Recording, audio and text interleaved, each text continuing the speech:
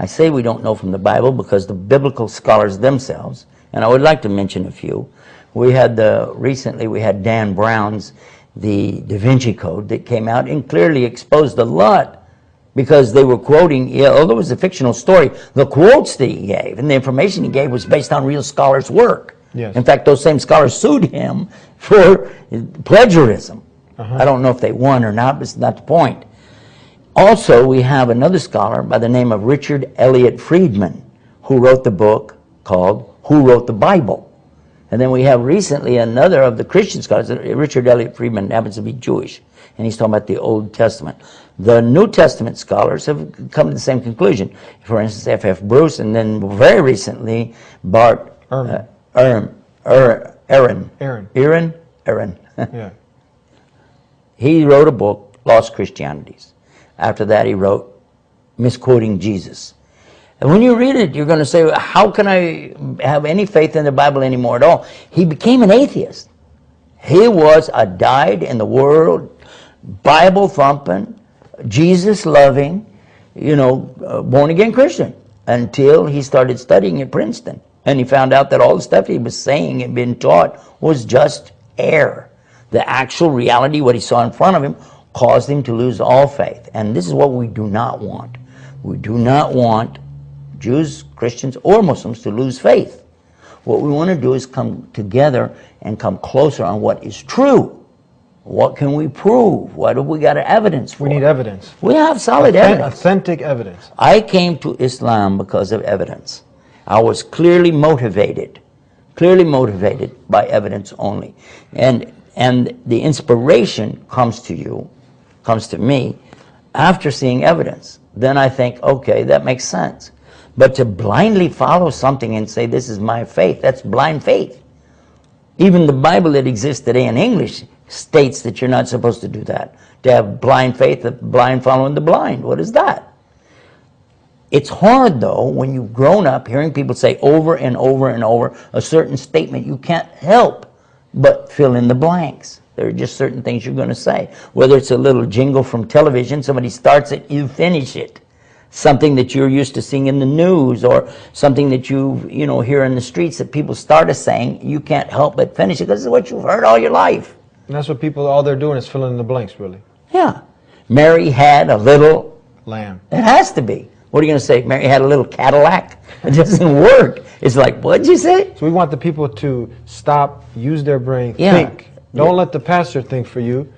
Don't let this man over here, CNN, think for you. And don't misquote things. Yeah. What I just said, Mary had a little lamb. That's common. Everybody knows that. But if you misquote it, you could say, see, here's a woman who gave birth to a sheep. That's what it says. Mary had a little lamb. Don't you say, oh, this woman had a little boy?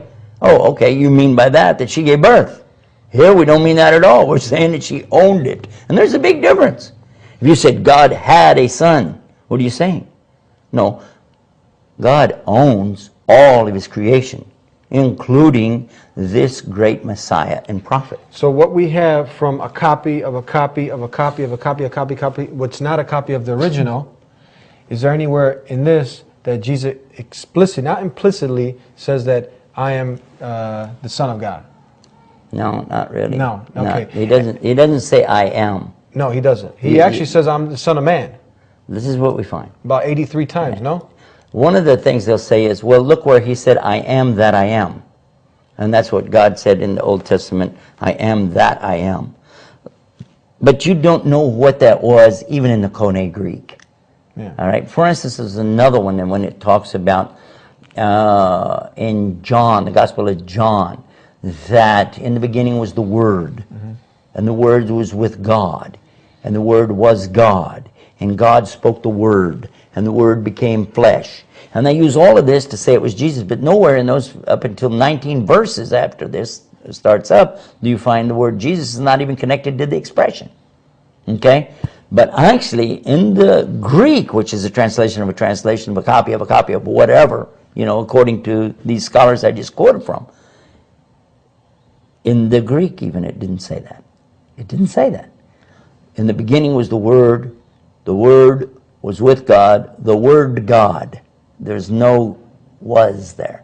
The Word God. That's it. That's how it actually is. So you can't even use that as a basis for the argument. Even a copy of a translated copy of a copy of a copy of a, you can't use it because it didn't actually say that.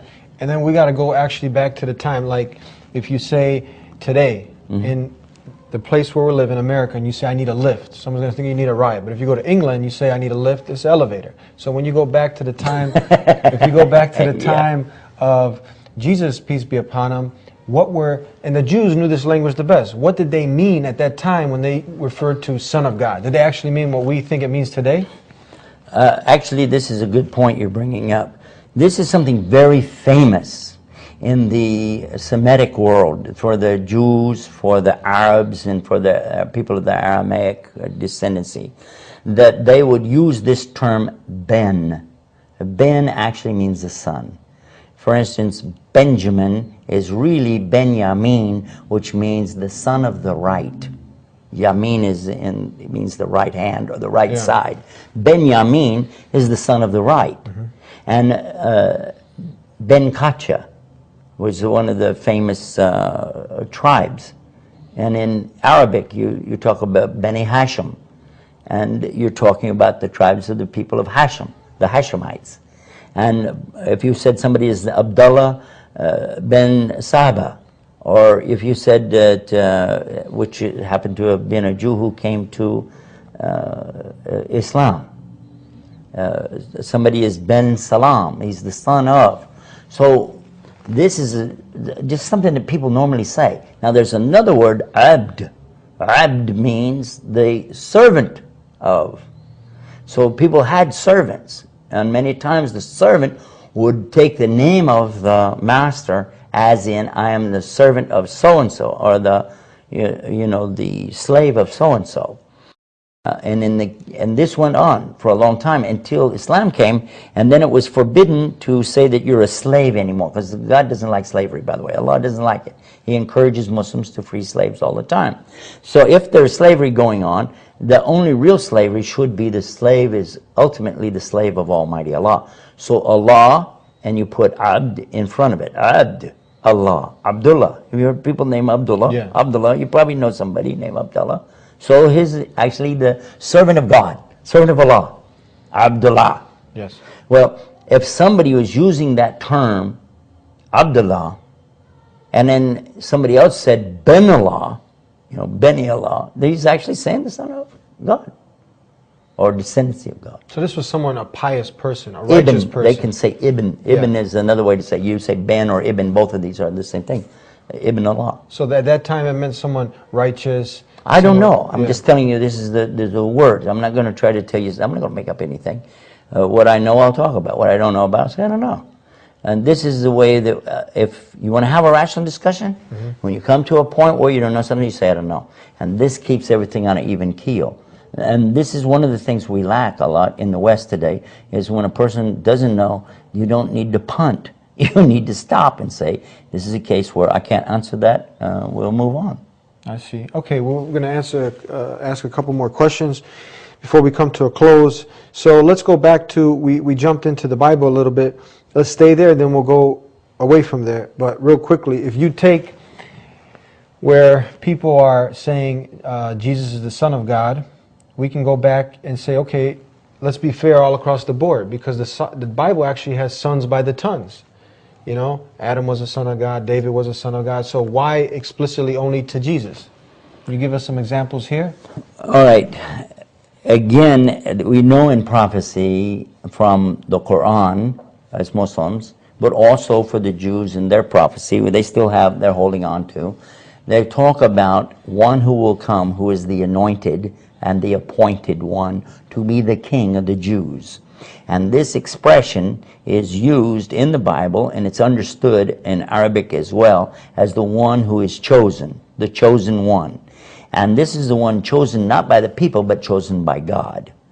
And this is the point of being chosen. Okay, so when you're talking about the chosen one, the Jews themselves chose their kings. They, through their own electoral college, like we have today, chose from their elite, chose who should be the king amongst them. And when they chose him, then they would give allegiance to him, by anointing his head with oil. They anointed his head. It's mentioned in the Bible.